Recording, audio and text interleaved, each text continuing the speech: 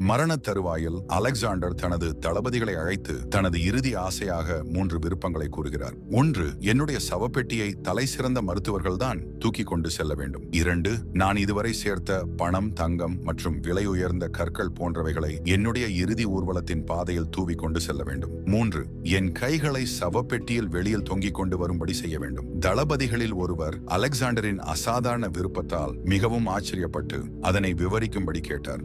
அதற்கு அலெக்சாண்டரின் பதில்கள் தான் மிகவும் முக்கியமானவை. 1. தலை சிறந்த மருத்துவர்களால் கூட என்னை நோயிலிருந்து காப்பாற்ற முடியாது, மரணத்தை தடுக்க முடியாது என்பதை உலகத்திற்கு தெரியப்படுத்துவதற்காக. 2. நான் இந்த பூமியில் சேகரித்த கைப்பற்றிய பொருட்கள் பூமிக்கே சொந்தமானவை என்பதை தெரியப்படுத்துவதற்காக. 3. எனது கைகள் காற்றில் அசையும் போது மக்கள் வெறும் கையுடன் வந்த நான் வெறும் கையுடன் போவதை உணர்ந்து கொள்வார்கள். நாம் இந்த பூமியில் பிறக்கும் போது கொண்டு வருவதெல்லாம் நாம் இந்த பூமியில் வாழும் காலம் மட்டுமே.